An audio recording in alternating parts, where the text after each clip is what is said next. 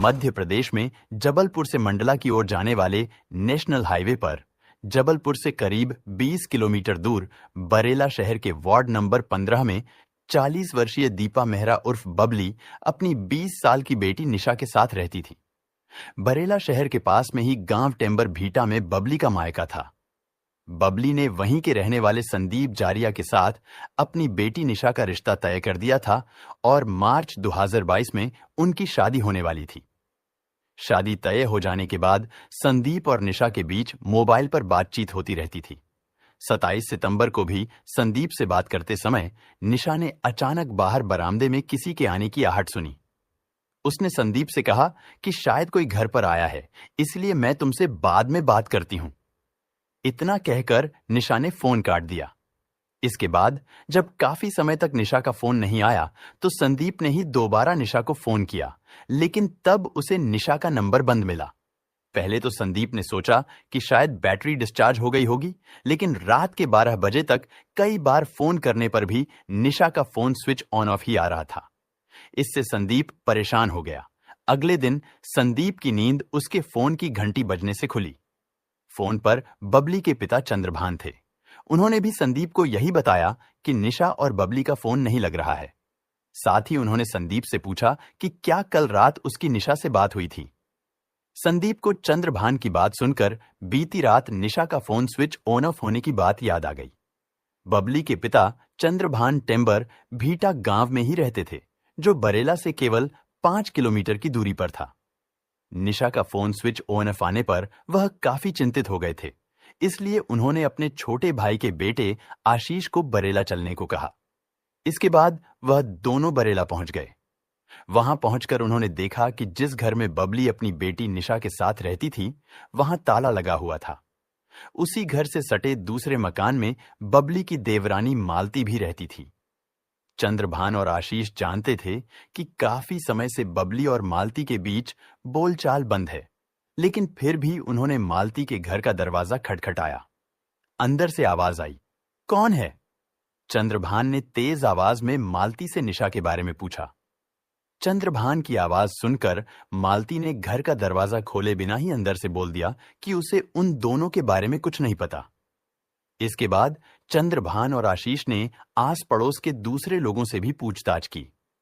अधिकतर पड़ोसियों ने बताया कि बबली और उसकी बेटी निशा बीती रात 8 से 9 बजे तक अपने घर में ही देखी गई थी और उनके कमरे से टीवी चलने की आवाज भी आ रही थी। लेकिन उनके अचानक कहीं चले जाने के बारे में पड़ोसियों को कोई जानकारी नहीं थी। अब दिन पूरी तरह से निकल चुका था और बरेला के इस पूरे वार्ड में मां बेटी के रात से गायब होने की खबर फैल चुकी थी। चंद्रभान ने बिना देरी किए बरेला पुलिस थाने में उन दोनों के गायब होने की रिपोर्ट लिखाने के लिए कहा। तब तक निशा का मंगेतर संदीप भी वहां पहुंच गया था। बरेला पुलिस ने चंद्रभान और संदीप को पहले अपने रिश्तेदारों के यहां तलाश करने की सलाह दी। चंद्रभान के साथ उसका भतीजा आशीष और संदीप के अलावा दूसरे रिश्तेदारों ने भी निशा और बबली के बारे में पता लगाना शुरू किया। उन्हें ढूंढते ढूंढते कई दिन बीत गए, लेकिन फिर भी उनका कुछ पता नहीं चला। इसके बाद चंद्रभान ने थाने जाकर बबली और निशा की गुमशुदगी की रिपोर्ट दर्ज कर पुलिस पर उन्हें तलाश करने का दबाव बनाया। लेकिन 1 सप्ताह बीत जाने के बाद भी जब पुलिस निशा और बबली को ढूंढने में असफल रही, तो बबली के मायके वालों ने नाराज होकर डीएसपी और एसपी से लेकर सीएम हेल्पलाइन तक में शिकायत दर्ज करा दी। उन्होंने सीधे सीधे स्थानीय पुलिस के खिलाफ भी शिकायत कर दी। इधर इस घटना को लेकर मेहरा समाज के लोगों ने भी पुलिस प्रशासन के खिलाफ मोर्चा खोल लिया था। पुलिस की नाकामी के खिलाफ स्थानीय लोगों ने ज्ञापन देकर बरेला में नेशनल हाईवे पर चक्का जाम करने की चेतावनी दे दी। इसके बाद पुलिस के आला अधिकारी हरकत में आए, क्योंकि बरेला थाने में टीआई के ना होने की वजह से एसआई मुनेश लाल कोल के पास पुलिस थाने की जिम्मेदारी थी। इसलिए इस मामले की गंभीरता को देखते हुए जबलपुर एसपी सिद्धार्थ बहुगुणा ने बरेला पुलिस थाने की कमान एक तेज तर्रार डीएसपी अपूर्वा किलेदार को सौंप दी। अपूर्वा किलेदार ने क्राइम ब्रांच और बरेला पुलिस के साथ मिलकर इस मामले की तफ्तीश नए सिरे से शुरू की। उन्होंने जांच की शुरुआत बबली और निशा के घर से ही की। इस कार्रवाई में 2 अक्टूबर 2021 को डीएसपी ने बरेला थाना स्टाफ और फॉरेंसिक टीम के साथ निशा के घर पहुंचकर उनके कमरे का ताला खुलवाया। कमरा पूरी तरह से व्यवस्थित था, लेकिन किचन में खराब हो चुके खाने से दुर्गंध आ रही थी। फॉरेंसिक टीम ने किचन में देखा तो वहां पर पका हुआ खाना पड़ा था, और यह देखकर सभी इस बात से हैरान हो गए कि जब उन्होंने खाना बनाया था तो आखिर वह दोनों बिना खाना खाए अचानक कहां चली गई थीं। लेकिन फिर बबली के चचेरे भाई आशीष ने पुलिस को बताया कि जिस दिन वो मालती से बबली और निशा के बारे में पूछने गए थे, तो मालती की बेटी ने उन्हें बताया था कि रात में हमारे घर पर संजू चाचा के साथ 2 लड़के आए थे और हमारे सोने तक भी वो लोग घर पर ही थे। यह जानकारी पुलिस के लिए इस केस में बहुत महत्वपूर्ण कड़ी थी। डीएसपी ने उनसे पूछा कि यह संजू कौन है। आशीष ने कहा कि सर, इसका जवाब तो मालती ही दे सकती है। इस तरह पुलिस की जांच की सुई बबली की देवरानी मालती की ओर घूम गई। इस बारे में सीधे मालती से पूछताछ करने के बजाय पुलिस ने पहले पड़ोस के लोगों से संजू के बारे में पता लगाया। जांच में पता चला कि उसका पूरा नाम संजू त्रिपाल है और वह दूसरी जगह का रहने वाला है, लेकिन अक्सर वह इस मोहल्ले में आता रहता था। अधिकतर लोगों ने संजू के बारे में यही बताया कि मालती और संजू के बीच अवैध संबंध हैं और वह उसी से मिलने मोहल्ले में आता है। इसके बाद पुलिस सीधे मालती के घर पर पहुंची। पुलिस ने मालती से जानकारी लेने की कोशिश की। जब उसके और बबली के बीच इतना करीबी रिश्ता है, तो फिर उनकी आपस में क्यों नहीं बनती? मालती ने बताया कि उनके विचार और व्यवहार एक दूसरे को पसंद नहीं थे, इसीलिए उनके साथ मेरी बोलचाल बंद थी। और संजू के बारे में पूछने पर मालती ने बताया कि वह उसके पति का दोस्त है। चूंकि पति कामकाज के सिलसिले में हमेशा बाहर ही रहते हैं और ससुर बहुत बूढ़े हैं, इसलिए संजू उसके पति के कहने पर उनके परिवार का ध्यान रखता है। पुलिस के लिए मालती से की गई यह पूछताछ बहुत महत्वपूर्ण साबित हुई।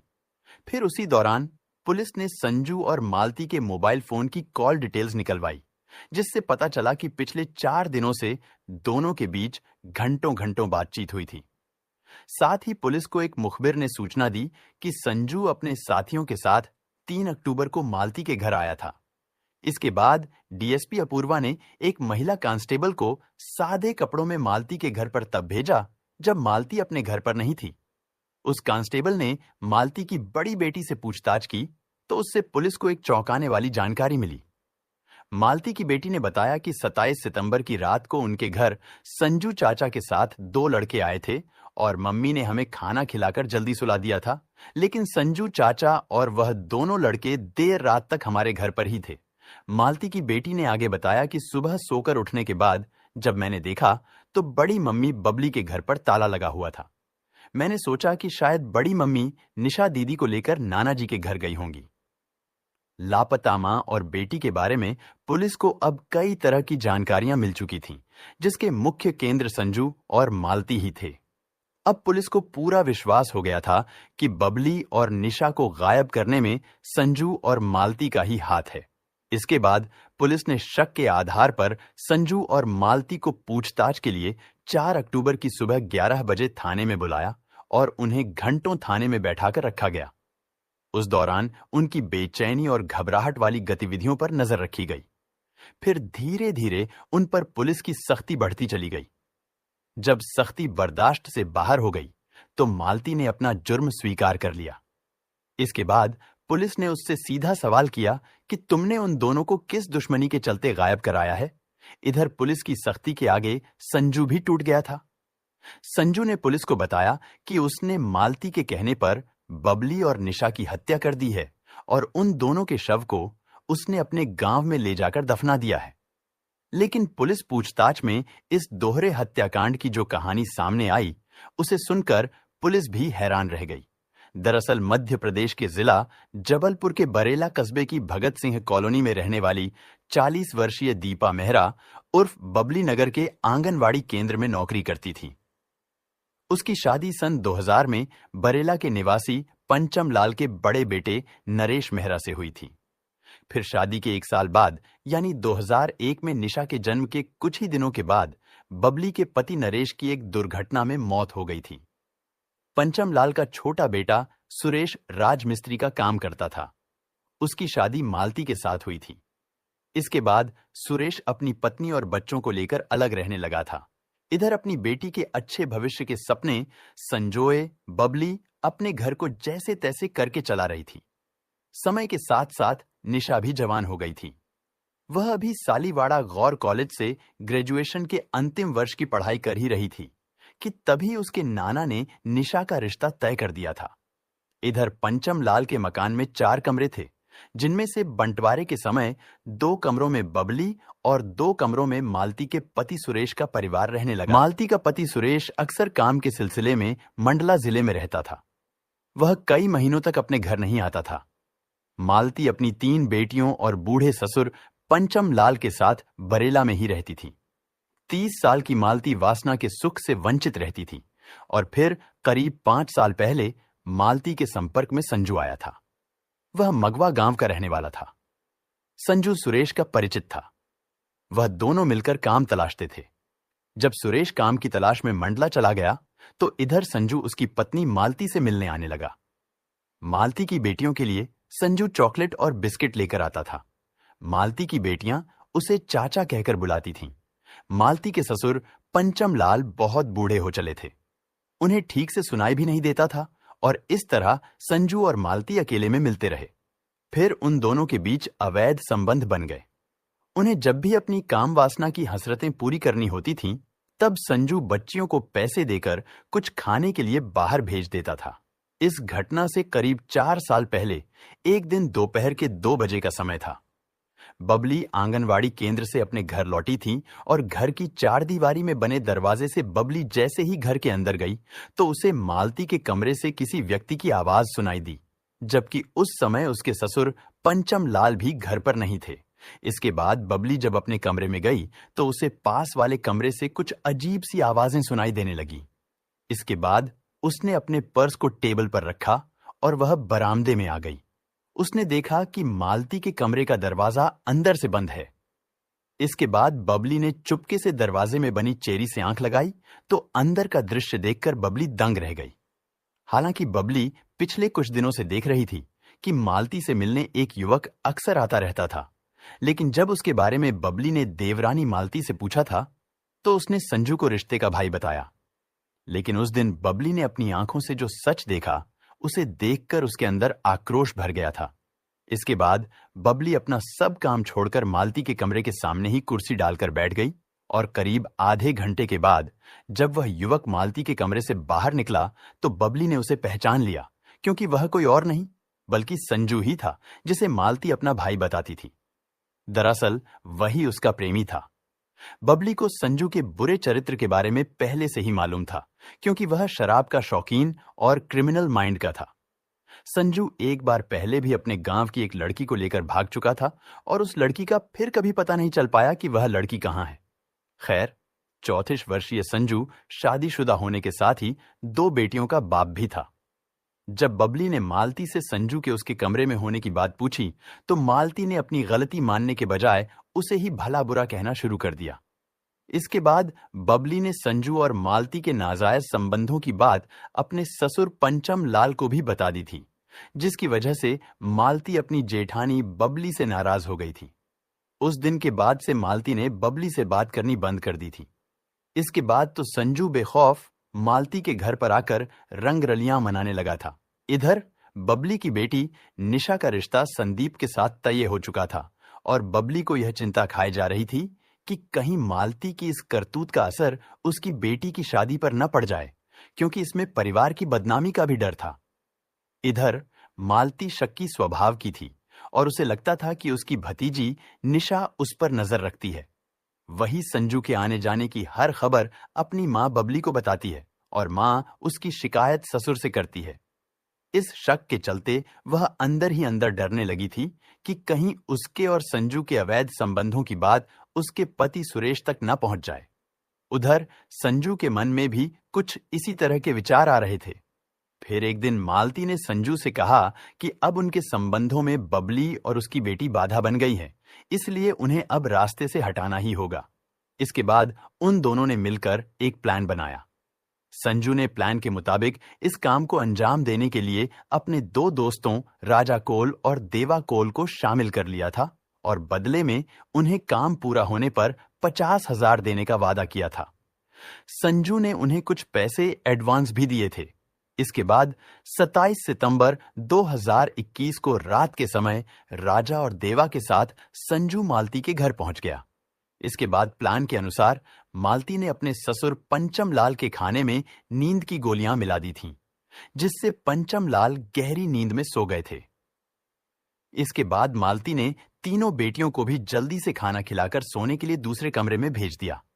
उसके बाद वे तीनों बबली के आंगन में घात लगाकर बैठ गए और फिर रात के करीब 10 बजे जैसे ही बबली शौचालय की ओर जाने लगी, तभी उन तीनों ने उसे पीछे से पकड़ लिया। उधर इन सब बातों से बेखबर मासूम निशा अपने कमरे में अपने होने वाले पति संदीप से फोन पर बात कर रही थी, लेकिन बाहर कुछ आहट सुनकर निशा भी उस तरफ जाने लगी, लेकिन तब तक वे तीनों उसके कमरे में घुस चुके। इसके बाद उन्होंने निशा को भी दबोच लिया और निशा की भी गला घोंटकर हत्या कर दी। मां बेटी की हत्या करने के बाद उन्होंने उनकी लाशों को चादर में लपेटा और रात में ही मोटरसाइकिल से उन दोनों की लाश को नहर के किनारे ले जाकर झाड़ियों में फेंक दिया। इसके बाद अगले दिन तीनों ने उनकी लाशों पर नमक डालकर एक गड्ढे में दफना दिया था और यह काम मगवा नहर के किनारे एक सुनसान इलाके में किया गया था, जो कि मुख्य रोड से लगभग 800 मीटर अंदर है। इसके बाद एसडीएम प्रमोद सेन गुप्ता और तहसीलदार की उपस्थिति में पुलिस ने मजदूरों की मदद से जब जमीन की खुदाई कराई तो लगभग 5 फीट के गहरे गड्ढे में उन्हें 2 लाशें मिली। वह दोनों लाशें ऊपर नीचे रखी हुई थीं। साथ ही उनके ऊपर काफी मात्रा में नमक भी डाला गया था। निशा का शव ऊपर था और उसके नीचे उसकी मां बबली की लाश थी।